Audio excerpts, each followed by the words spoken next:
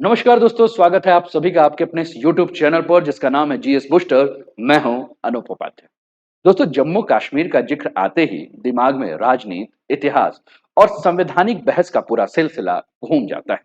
2019 में जब आर्टिकल 370 हटाया गया, तब केंद्र ने कहा कि जम्मू कश्मीर का भविष्य एक नई दिशा में जा रहा है। लेकिन अब उमर अब्दुल्ला के द्वारा एक बयान दिया गया है और इस बयान ने राजनीति को पूरी तरह से गर्म कर दिया है।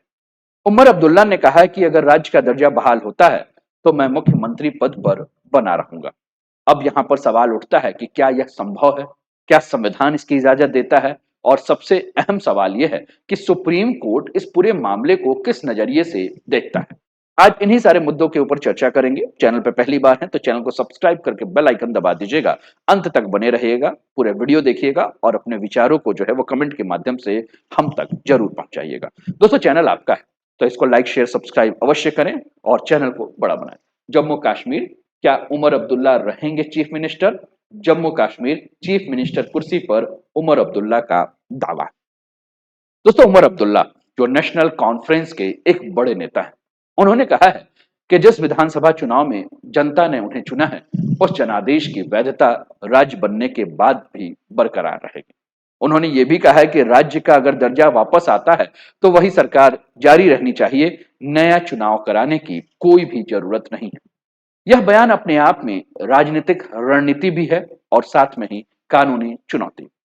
मुख्यमंत्री उमर अब्दुल्ला ने जम्मू कश्मीर को राज्य का दर्जा बनाने की जो वकालत की है, इस मामले को लेकर अगर हम बात करें तो सुप्रीम कोर्ट में जो है एक याचिका दायर की गई थी और उस याचिका को देखकर अगर हम बात करें तो सुप्रीम कोर्ट में chief justice of India B R Gavai और जस्टिस के विनोद चंद्रन की जो पीठ थी, उन्होंने टिप्पणी की कि जम्मू कश्मीर राज्य की जो बहाली के बारे में मांग हो रही है, राज्य के रूप में बहाली की जो मांग हो रही है, यह याचिका जो है, इस याचिका में जम्मू कश्मीर की वर्तमान स्थिति को जो है वह नजरअंदाज नहीं किया जा सकता। इसके पहले भी अगर हम बात करें तो जम्मू कश्मीर के पूर्ण राज्य के दर्जा की जो बात है, वो सुप्रीम कोर्ट में याचिका दायर हुई थी। मामला दिसंबर 2023 का था और दिसंबर 2023 में सुप्रीम कोर्ट ने आर्टिकल 370 को हटाने को जो है वो सही ठहराया था। लेकिन साथ ही सुप्रीम कोर्ट ने केंद्र सरकार से ये कहा भी था कि जम्मू कश्मीर का राज्य का जो दर्जा है उसे बहाल किया जाना चाहिए। हालांकि ध्यान देने योग्य बात है कि कोर्ट ने ये नहीं कहा था कि राज्य बनाने का पर जो मौजूदा मुख्यमंत्री हैं और जो मौजूदा विधानसभा है वो जारी रहेगा कि इसका विघटन हो जाएगा। कोर्ट का पूरा फोकस यही था कि लोकतांत्रिक प्रक्रिया को बहाल किया जाना चाहिए और जनता के द्वारा चुनी ही सरकार जो है वो जनता को मिलनी चाहिए। इसका मतलब यह है कि सुप्रीम कोर्ट ने दरवाजा खुला रखा था, लेकिन साफ तौर पर यह निर्णय जो है वो केंद्र सरकार और चुनाव आयोग के पाले में डाल दिया था कि केंद्र सरकार और चुनाव आयोग जो है इसका निर्णय करेगी। सुप्रीम कोर्ट के पास जब यह मामला पहुंचा तो सुप्रीम कोर्ट ने हाल के घटनाक्रमों के ऊपर भी ध्यान दिलवाया और हाल के घटनाक्रमों पर ध्यान दिलवाते हुए पहलगाम के आतंकी हमलों के ऊपर भी जो है इशारा किया और सरकार से जवाब में मांगा कि सरकार अगले 8 हफ्ते के अंदर ये जवाब दे कि क्या इस समय जम्मू कश्मीर की स्थिति हो चुकी है कि इसको पूर्ण राज्य का जो है वो दर्जा भी दे दिया जाए। तो कुल मिलाकर सुप्रीम कोर्ट ने जो अधिवक्ता पेश हुए थे, जो आवेदक की तरफ से, उनसे ये कहा भी कि आप पहलगाम में हुए जो हाल की घटना है उसको आप नजरअंदाज भी जो है नहीं कर सकते हैं। ठीक, अब हम लोग को संवैधानिक पहलू को भी समझना है कि हमारा संविधान जो है इसको लेकर क्या कहता है, कानूनी स्थिति जो है वो क्या कह रहा है, उसको भी हमें समझना है। ये कल की तस्वीर है दोस्तों, चीफ मिनिस्टर उमर अब्दुल्ला दिख रहे हैं, 15 अगस्त की सलामी ले रहे हैं और इस सलामी लेने के बाद इन्होंने ये वक्तव्य दिया है। अब हमने कहा कि हम संवैधानिक रूप से देखें कि हमारा संविधान क्या कहता है। बड़े ध्यान से आप पूरी बातों को समझिएगा। दोस्तों, संविधान के हिसाब से अगर हम बात करें तो किसी भी क्षेत्र की राजनीतिक या प्रशासनिक स्थिति जब बदलती है, तो जैसे कि केंद्र शासित प्रदेश को राज्य में तब्दील करना हो, तो सामान्यतः नई विधानसभा और नए चुनाव की जरूरत होती है। लेकिन उमर अब्दुल्ला का तर्क यह है कि जनता ने तो उन्हें पहले ही जनादेश दे दिया है, इसलिए अगर विधानसभा बनता है, मतलब अगर फिर से राज्य बनता है, तो उमर अब्दुल्ला को ही जो है वह नए मुख्यमंत्री के रूप में और नया विधानसभा जो हो, वो अभी जो विधानसभा है उसी को जो है जारी रखना चाहिए। नया चुनाव कराने की कोई भी आवश्यकता नहीं है। यानी कि कुल मिलाकर अगर हम बात करें तो यहाँ एक तरह से जनादेश की निरंतरता बनाम संवैधानिक प्रक्रिया की नई शुरुआत के बीच में अगर हम बात करें तो एक टकराव की स्थिति जो है हमें देखने को मिलती है। अब ये सारी बातें हैं और उमर अब्दुल्ला 15 अगस्त 2025 को जब ध्वजारोहण कर रहे थे तो इन्होंने अपने भाषण में जो है इस बात को दोहराया भी कि राज्य के लोगों के मौलिक अधिकार है कि राज्य के लोगों को जो है वो एक पूर्ण राज्य मिले। और इसके लिए इन्होंने कहा कि राज्य के दर्जा को बहाल करने के लिए वो जनता के पास जाएंगे, डोर टू डोर कैंपेन कराएंगे, लोगों से समर्थन लेंगे, हस्ताक्षर अभियान चलाएंगे। और इस बात पर भी ध्यान देने की बात है कि जम्मू कश्मीर के लिए भविष्य में इस बात को ध्यान रखना है कि अगर कोई आतंकी गतिविधियां होती भी हैं तो जम्मू कश्मीर के राज्य का दर्जा जो है वो प्रभावित नहीं होगा। अब आपके दिमाग में तुरंत एक प्रश्न होगा कि सुप्रीम कोर्ट के पास फिर से ये मामला कैसे आ गया कि जम्मू कश्मीर को जो है वो पूर्ण राज्य का दर्जा दिया गया। इसको लेकर अगर बात करें दोस्तों तो दो लोग जैसे कि एक कार्यकर्ता है खुर्शीद अहमद मलिक जो कि जम्मू कश्मीर से ही, और दूसरा एक टीचर है जिनका नाम है जहूर अहमद भट्ट जो कि टीचर है वहां के आपके जम्मू कश्मीर के। इन दोनों ने जो है वो सुप्रीम कोर्ट में एक याचिका दायर की थी जिस याचिका में इन्होंने संविधान के अनुच्छेद 370 को जो है निरस्त करने के बाद जम्मू कश्मीर और लद्दाख जो कि दो केंद्र शासित प्रदेश विभाजित करके बन गए हैं उसमें राज्य का पूर्ण राज्य के दर्जा करने के बारे में बात किया कि इसको जो है वो पूर्ण राज्य का जो है वो दर्जा दिया जाए। अब हमें थोड़ा सा पॉलिटिकल रूप से भी उमर अब्दुल्ला के बयान को समझना है दोस्तों, क्योंकि उमर अब्दुल्ला ने अगर ये बयान दिया है तो संवैधानिक रूप से तो हमने कुछ चीज देखा। पॉलिटिकल रूप से अगर हम बात करें तो राजनीतिक तौर पर अगर देखें तो उमर अब्दुल्ला का बयान जो है एक बहुत बड़े संदेश के रूप में भी जो है वो देखा जा सकता है। वो अपने पार्टी और समर्थकों को यह दिखाना चाहते हैं कि अगर राज्य का दर्जा वापस आता है तो नेशनल कॉन्फ्रेंस जो है वो सत्ता में बनी रहेगी। दूसरी तरफ विपक्ष में बीजेपी है, पीडीपी है, और ये पार्टियां जो हैं इसे एक चुनौती के रूप में लेंगी। और यही मामला अगर हम बात करें तो कुल मिलाकर ये मामला सिर्फ कानूनी बहस का नहीं है बल्कि राजनीति में अपनी अपनी जमीन मजबूत करने का भी एक खेल जो है ये भी हम देख सकते हैं। अब जो याचिकाकर्ताओं के बारे में हम बात कर रहे थे कि याचिकाकर्ता ये कह रहे हैं कि जम्मू कश्मीर को पूर्ण राज्य का दर्जा जो है वो दे दिया जाए, यानी कि जम्मू कश्मीर को जो पूर्ण राज्य का दर्जा है उसको बहाल कर दिया जाए और जम्मू कश्मीर में विधानसभा का चुनाव जो है वो कराया जाए। और अगर नहीं कराया जा रहा है तो कुल मिलाकर संघवाद का जो सिद्धांत है वह संघवाद का सिद्धांत कमजोर हो जाएगा और संविधान के जो मूल ढांचे का हिस्सा है संघवाद वो कहीं ना कहीं कमजोर हो जाएगा। तो इस चीज को लेकर ध्यान जो है दिया गया है। अब प्रश्न ये उठता है कि अनुच्छेद 370 को निरस्त करते समय केंद्र सरकार ने राज्य के दर्जे के बारे में क्या वादा किया था। दोस्तों जब अनुच्छेद 370 को निरस्त किया गया था तो उस समय केंद्रीय गृह मंत्री अमित शाह ने वादा किया था कि पूर्ववर्ती जम्मू कश्मीर राज्य का दर्जा उचित समय पर बहाल कर दिया जाएगा और इसके लिए कोई समय सीमा नहीं बताई गई। बाद में अगर हम बात करें तो मार्च 2025 में एक शिखर सम्मेलन हुआ और शिखर सम्मेलन के समय उन्होंने फिर भी इस बात को दोहराया कि जम्मू कश्मीर के राज्य का दर्जा जो है वो बहाल कर दिया जाएगा, फिर से कोई समय सीमा नहीं बनाई। तो राज्य के दर्जा को बहाल करने के समय सीमा के बारे में जब उनसे पूछा जा रहा था तो वो बार बार आश्वासन दे रहे हैं कि हमने आश्वासन तो दिया है ना, यानी कि हम दर्जा जो है वो बहाल कर देंगे। तो अब हमें ये जानना है कि हमारा जो संविधान है वह नए राज्य केंद्र शासित प्रदेश के गठन के बारे में क्या कहता है।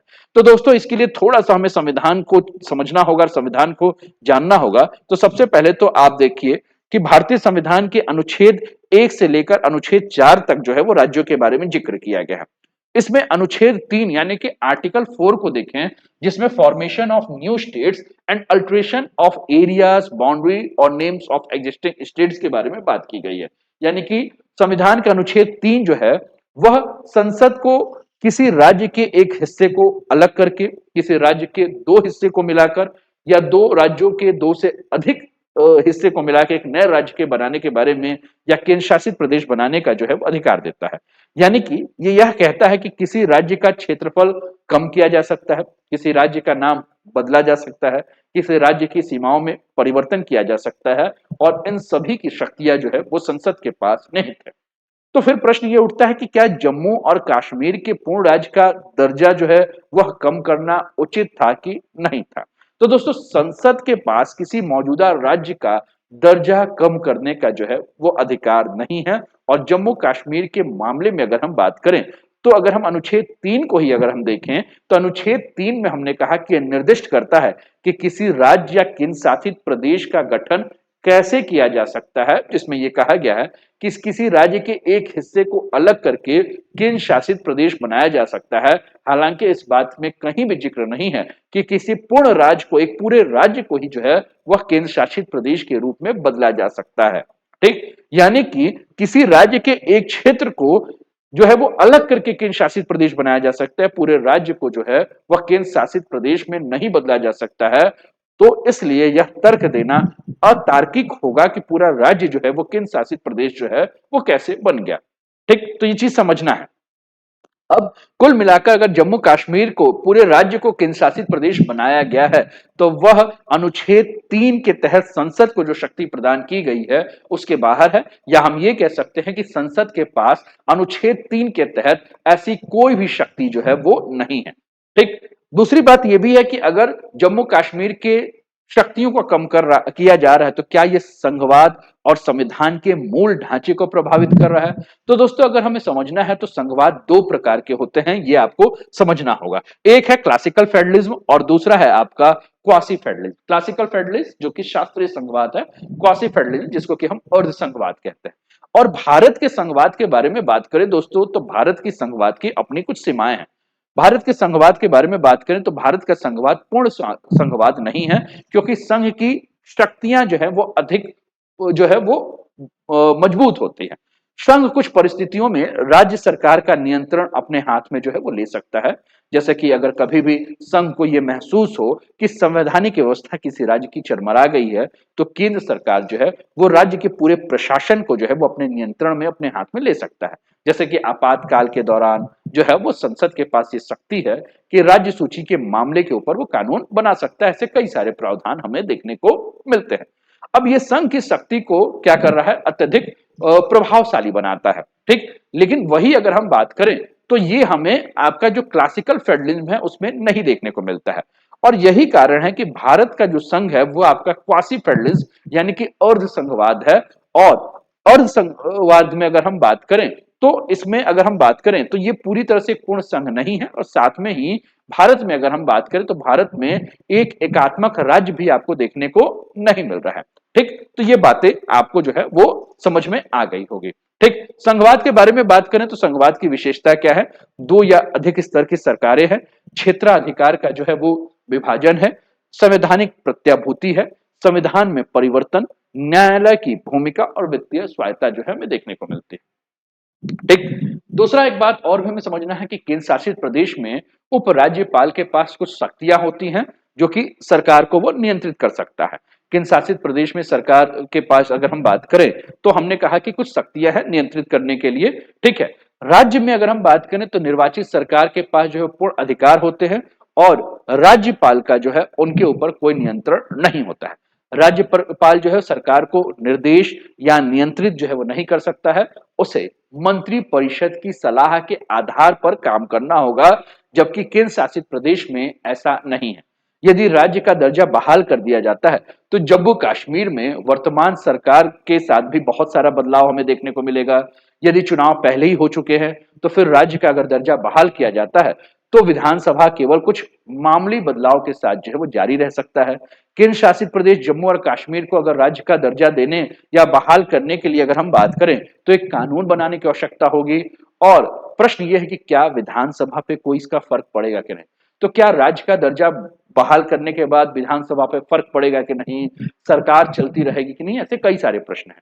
तो दोस्तों राज्य का दर्जा बहाल होने के बाद भी अगर हम बात करें तो व्यवस्था वही बनी रहेगी और कानून में इसके लिए उपयुक्त जो है वो प्रावधान है। ठीक, तो कुल मिलाकर अगर हम निष्कर्ष के रूप में बात करें दोस्तों तो नतीजा यह है कि कानून में की किताब में इसका कोई सीधा जवाब जो है वो नहीं दिया गया है कि क्या उमर अब्दुल्ला मुख्यमंत्री बने रहेंगे या फिर नए विधानसभा चुनाव होंगे, या पूरी तरह से केंद्र सरकार के ऊपर और चुनाव आयोग के फैसले के ऊपर जो है वो निर्भर करेगा। सुप्रीम कोर्ट सिर्फ इस बात पर जोर दे रहा है कि लोकतंत्र की बहाली होनी चाहिए। अब सवाल आपसे है, आपकी राय में राज्य बनने के बाद नई सरकार जम्मू कश्मीर में बननी चाहिए कि नहीं, या मौजूदा सरकार को ही जारी रखना है? कमेंट में अपनी राय जो है वो हमें जरूर बताइए, अपनी राय जो है वो हमें जरूर दीजिए। तो कैसा लगा ये सेशन जरूर बताइए दोस्तों। और कुछ जानकारियां हैं, तक्षशिला आईएएस का ये फाउंडेशन बैच है, अपकमिंग बैच आपको आपके स्क्रीन पर देखने को मिल रहा है। और ये तक्षशिला आईएएस की पूरी टीम है, जहां बलिया में पहली बार ऐसा हो रहा है कि दिल्ली के शिक्षकों के मार्गदर्शन में ऑफलाइन क्लासेस जो है वो चल रही हैं। इसका आप लाभ ले सकते हैं दोस्तों। और ये नंबर है, इस नंबर पे आप कॉल करके व्हाट्सअप करके भी जानकारी ले सकते हैं। उम्मीद कर रहा हूं कि सेशन आपको पसंद आया होगा। तो चलिए फिर मिलते हैं आप सभी से अगले सेशन में। तब तक अपना ध्यान रखिए, स्वस्थ रहिए, मस्त रहिए, तंदुरुस्त रहिए, हंसते खेलते मुस्कुराते हुए जीवन का आनंद लीजिए। जय हिंद, जय भारत।